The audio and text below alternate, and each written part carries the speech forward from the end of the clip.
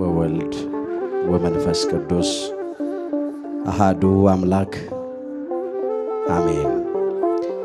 የተከበራችሁ አባቶቼ ሊቃውንተ ቤተ ክርስቲያን በየማይረጋችሁ አባቶቼ ካህናት፣ በአገልግሎት የምትመስሉኝ ወንድሞቼ መምህራነ ወንጌል፣ ወንድሞች ዲያቆናት፣ የእግዚአብሔር ልጆች፣ የድንግል ማርያም ወዳጆች እንደምን አመሻችሁ። በቸርነቱ ሳይገባን የኃጢአታችንን ብዛትና የሰውነታችንን ክፋት ተመልክቶ ሳያጠፋን ዕድሜ ለንስሐ ሰጥቶ ዳግም በቅድስናው ስፍራ ሰብስቦ ስሙን እንድንጠራ ቃሉን እንድንሰማ የፈቀደልን የአባቶቻችን የቅዱሳን አምላክ የሰራዊት ጌታ እግዚአብሔር ስለማይነገረው ስጦታው ክብርና ምስጋና ይግባው። የእናታችን የእመቤታችን የቅድስተ ቅዱሳን የድንግል ማርያም አማላጅነትና የቅዱሳን መላእክት ፈጣን ተራዳይነትና ጠባቂነት አይለየን። በመካከላችን እየገባ የሚፈታተነንን ጥንተ ጠላታችን ዲያብሎስን አምላካችን ጌታችን መድኃኒታችን ኢየሱስ ክርስቶስ በቅዱስ መስቀሉ ራሱን ቀጥቅጦ ከእግራችን በታች ይጣልልን። የምስጢር ባለቤት እግዚአብሔር አምላካችን ለሁላችንም ምስጢሩን ገልጦ ያስተምረን። በመከራ ቀን ጥራኝ አድንህም አለው።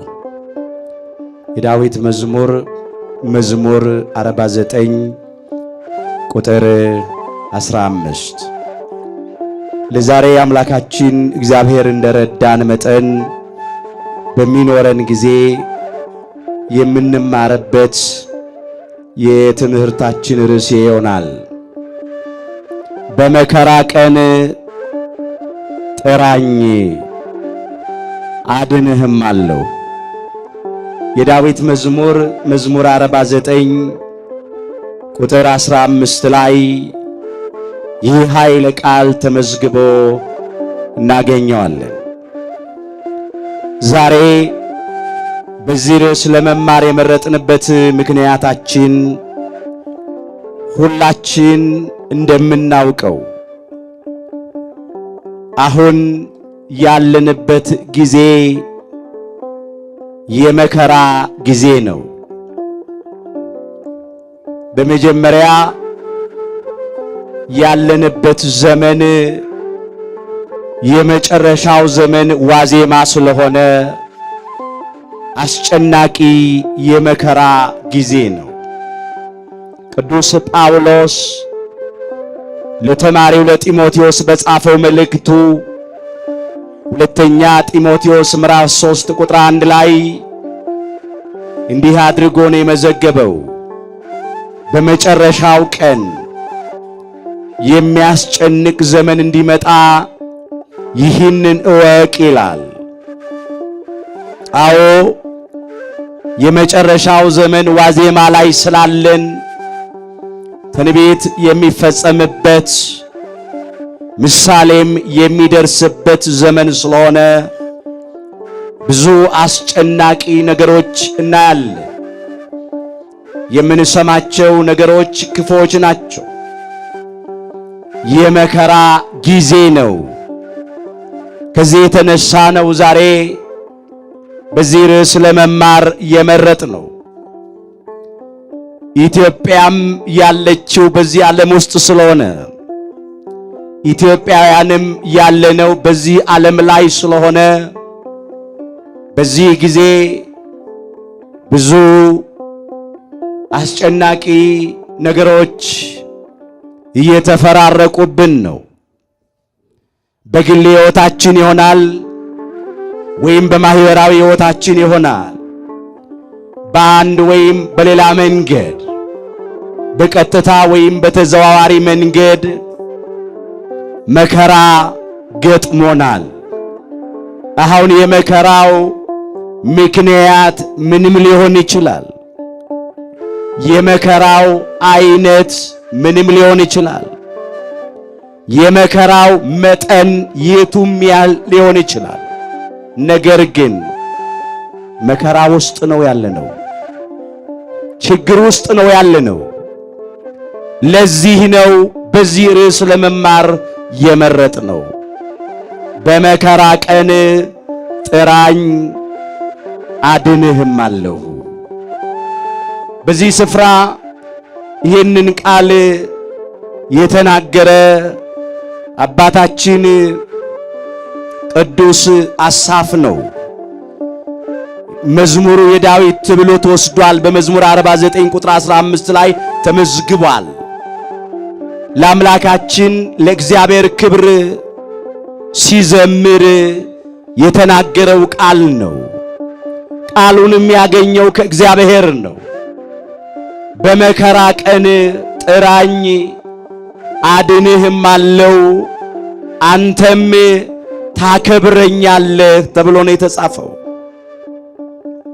ብዙዎች በመከራቸው ቀን እግዚአብሔርን ጠርተውት እግዚአብሔር ከመከራቸው አድኗቸዋል። በተለይ በቅዱሳት መጻሕፍት ውስጥ እስራኤል ዘሥጋ ብዙ ጊዜ መከራ ሲገጥማቸው እግዚአብሔር ከመከራቸው እንዲያድናቸው ወደ እግዚአብሔር ጮኸው እግዚአብሔርን ተማጽነው እግዚአብሔርም ከመከራቸው ሁሉ አድኗቸዋል። በግልም ብዙዎች መከራና ችግር ፈተና ሲገጥማቸው ወደ እግዚአብሔር ተጣርተው እግዚአብሔር ከመከራቸው ሁሉ አድኗቸዋል። ዛሬ ለትምህርታችን የሆነን ዘንድ የእስራኤል ዘሥጋን ሕይወት እናያለን። በአጭሩ ነው የምናነሳው። ሁሉን እንዳልተርክ ጊዜ ያጥርብኛልና ነው። በመከራ ቀን ጥራኝ አድንህም አለው ርዕሳችን ነው። እስራኤል ዘሥጋ በመከራቸው ቀን ጠርተውት እግዚአብሔር ምሕረቱን ካደረገላቸው ከመከራ ካዳናቸው ታሪክ መካከል የምናየው በተለይ በኃጢአታቸውና በበደላቸው ምክንያት በሶስት ታላላቅ መከራዎች በተጨነቁበት ወገኖቻቸውን ባጡበት የተረፉትም ተሰደው ባቢሎን በወረዱበት ጊዜ እግዚአብሔርን ተማጽነውት እንዴት አድርጎ እንዳዳናቸው ነው። ጥቂት ነገር ላንሳ። ሕዝበ እግዚአብሔር እስራኤል ዘሥጋ በኢየሩሳሌም ምድር በሚኖርበት ጊዜ ከአምልኮተ እግዚአብሔር ወጥተው ጣዖታትን አመለኩ። ከገቢረ ጽድቅ ወጥተው ኃጢአትን ሰሩ። እግዚአብሔርም መልካሙን ነገር ከለከላቸው፣ በጎውን ነገር አስቀረባቸው። በሕዝቡ መካከል ክፉዎች ሰዎች ተገኝተዋልና። ሁልጊዜ እንደዚህ ይሆናል ወገኖች።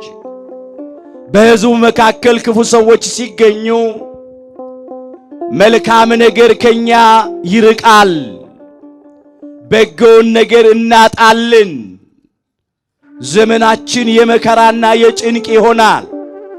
ትንቢተ ኤርምያስ ምዕራፍ 5 ቁጥር 25 ጀምሮ የተመዘገበውን ኃይለ ቃል እንመልከተው።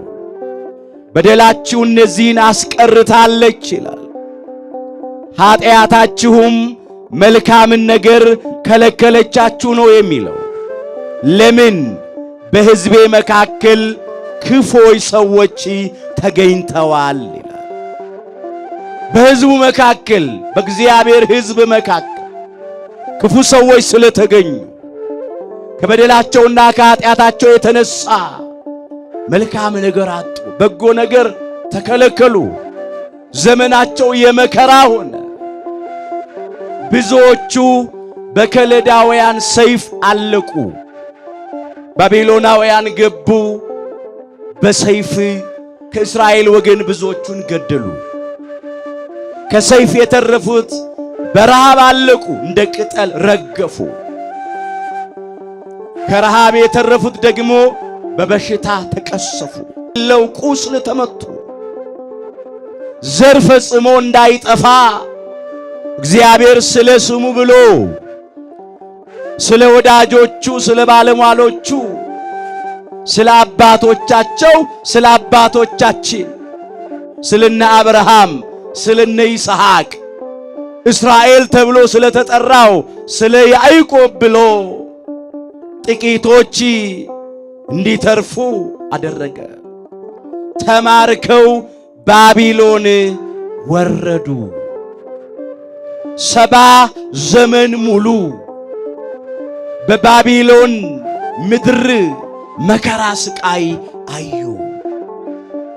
አስተውሉ ወገኖች፣ ያን ጊዜ አጥብቀው ወደ እግዚአብሔር ጮኹ። በሰይፍ በረሃብ በበሽታ ወገኖቻቸውን ባጡ ጊዜ የተረፉትም ደግሞ ተሰደው ባቢሎን ወርደው በመከራ በሚሰቃዩበት ዘመን በትንቢተ ኤርምያስ ምዕራፍ 15 ከቁጥር 1 ጀምሮ ይህን ታሪክ መመልከት ትችላላችሁ። በግልጽ ተመዝግቧል። ያን ጊዜ ነው መከራ ሲያገኛቸው፣ ፈተና ሲያገኛቸው ሕዝቡ ወደ እግዚአብሔር አለቀሱ። መተላለፋቸውን አስበው ከልብ ተመልሰው አነቡ። ለምን? በመከራ ቀን ጥራኝ አድንህም አለው ብሏልና አምላካችን እግዚአብሔር። በመከራቸው ቀን እግዚአብሔርን ጠሩት። እንደዚህ ተብሎ ነው የተጻፈው። ትንቢተ ኢሳይያስ ምዕራፍ 46 ቁጥር 8 ጀምሮ የተመዘገበውን ኃይለ ቃል እንመልከት። ይህን አስቡና አልቅሱ ይላል። በደላቸውን አስበው እንዲያነቡ ነው። ተላላፊዎቹ ሆይ ንስሐ ግቡ፣ ልባችሁንም መልሱ ነው። እስራኤላውያን በዚህ ቃል መሰረት ንስሐ ገቡ። በፍጹም ልባቸው ወደ እግዚአብሔር ተመለሱ። መተላለፋቸውን ኃጢአታቸውን አስበው አነቡ፣ አለቀሱ። ሕዝቡ ሲያለቅሱ እግዚአብሔር የሕዝቡን እንባ ተመለከተ፣ ጩኸታቸውንም አደመጠ። ሕዝቡ ብቻ አይደሉ፣ ነቢያቱ ጭምር እነ ነቢየ እግዚአብሔር እነ ቅዱስ ኤርምያስ ስለ ወገኖቻቸው አለቀሱ። አዎ ነቢየ እግዚአብሔር ቅዱስ ኤርምያስ እንደዚህ ይል ነበረ። እግዚአብሔር ከሰማይ እስኪጎበኝና እስኪመለከት ድረስ ዓይኔ ሳታቋርጥ ዝም ሳትል እንባ ታፈሳለች ነበር የሚለው። ዛሬም ለኢትዮጵያውያን ለኛ እንደ ነቢየ እግዚአብሔር እንደ ቅዱስ ኤርምያስ የሚያለቅሱልንን የሃይማኖት አባቶችን ቁጥራቸውን ያብዛልን። በሰቆቃወ ኤርምያስ ምዕራፍ 3 ቁጥር 49 ላይ የተመዘገበ ኃይለ ቃል ነው። ሰቆቃ ማለት ራሱ ልቅሶ ነው፣ ሐዘን ነው፣ ትካዜ መከራ ነው። በዚያ በልቅሶ ዘመን ነው ቅዱስ ኤርምያስ ይሄን የተናገረው። እግዚአብሔር ከሰማይ እስኪጎበኝ እስኪመለከት ድረስ ዓይኔ ሳታቋርጥ ዝም ሳትል እንባ ታፈሳለች አለ። እግዚአብሔር ከመዓት ወደ ምሕረት ከቁጣ ወደ ትዕግሥት ዘንበል እስኪል ድረስ የተበተኑት ሕዝቤ እስኪሰበሰቡ ድረስ የተማረኩት ወገኖቼ ከባቢሎን ከምርኮ እስኪመለሱ ድረስ ከእስራት እስኪፈቱ ቀንበራቸው እስኪሰበር ወጥመዳቸው እስኪበጣጠስ እግዚአብሔር ከመከራ እስኪታደጋቸው እስኪያድናቸው ድረስ ዓይኔ ሳታቋርጥ ዝም ሳትል እንባ ታፈሳለች። እንዲህ እያለ አቤቱ የሆነብንን አስብ ተመልከት ስድባችንንም እያለ በሰቆቃወ ኤርምያስ ምዕራፍ 5 ቁጥር 1 ጀምሮ አቤቱ የሆነብንን አስብ ስድባችንንም ተመልከት እያለ ያነባ ነበረ። የሆነብንን አስብ። ብዙ ወገኖቹ በሰይፍ አልቀው ነበር። ብዙ ወገኖቹ በረሃብ አልቀው ነበር። ብዙዎቹ በበሽታ አልቀው ነበር። ሌሎቹም ደግሞ ተማርከው ባቢሎን ወርደው ነበር። አለቀሰ ነቢየ እግዚአብሔር ቅዱስ ኤርምያስ። ነቢየ እግዚአብሔር ቅዱስ ዳንኤልም አነባ፣ አለቀሰ። አዎ የምንለምነው ስለ ጽድቃችን አይደለም አለ። ስለ ስም ብለህ ማረን አለ። ስለ ስም ብለህ ይቅር በለን አለ። ስለ ስም ብለህ እራራልን አለ። በፈረሰው በመቅደስህ ላይ ስለ ራስ ስትል ፊትህን አብራ አለው። ለምን?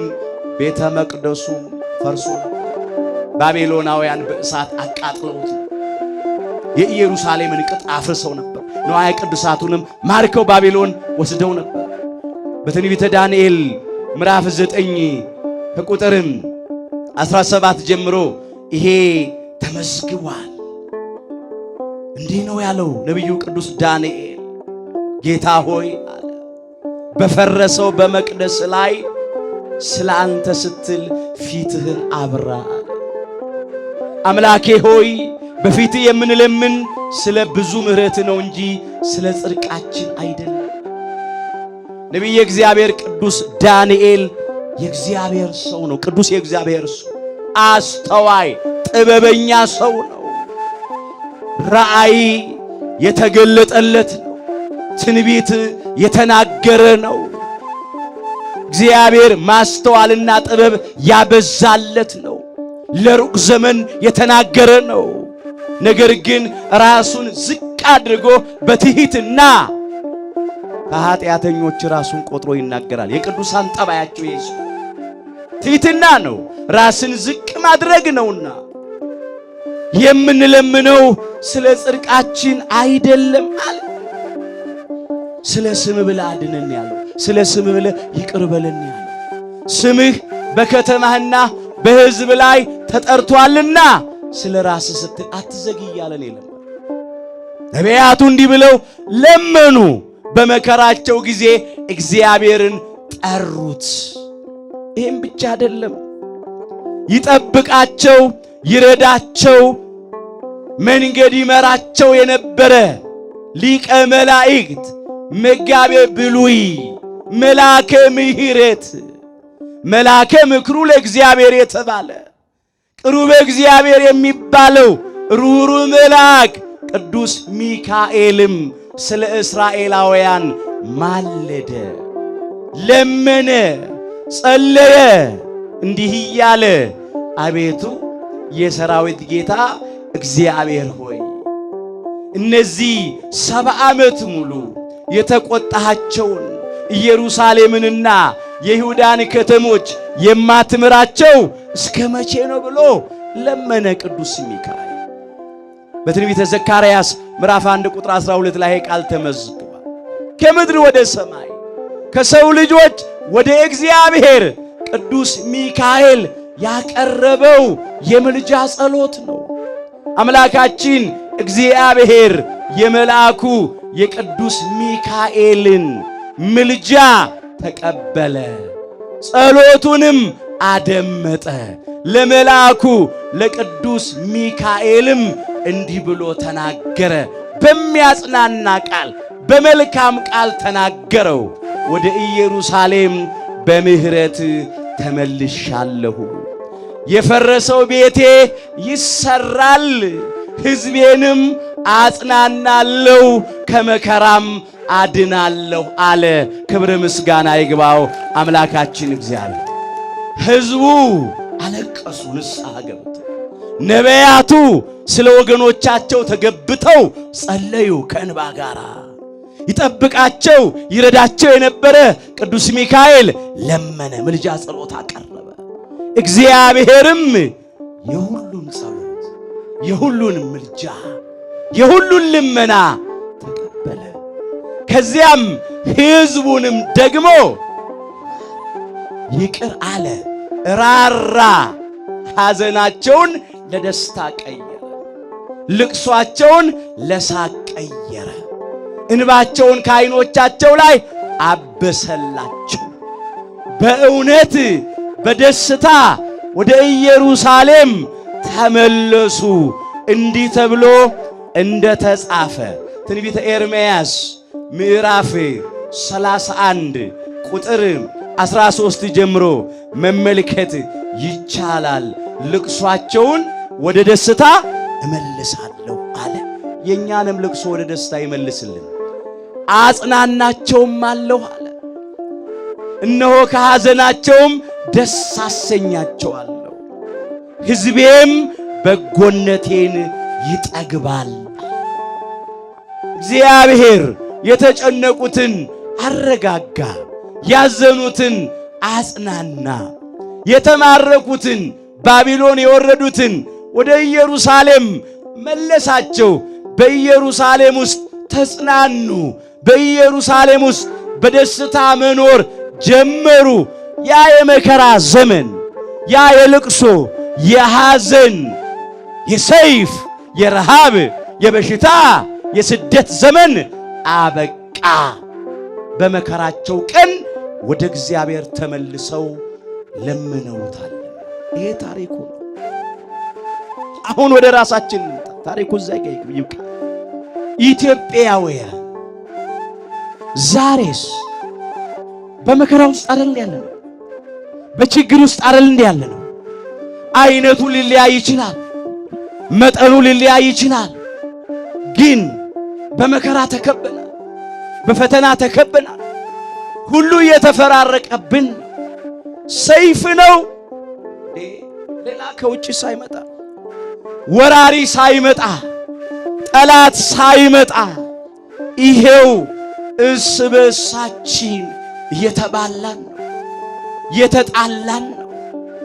ወገን በወገኑ ላይ ጨክኗል። አንዳንድ ቦታ ኢትዮጵያዊው በኢትዮጵያዊው ላይ ጨክኗል። አስተውሉ። እግዚአብሔር ዓለሙን ሁሉ ፈጥሮ ይገዛል። የሁላችን አምላክ እግዚአብሔር ነው።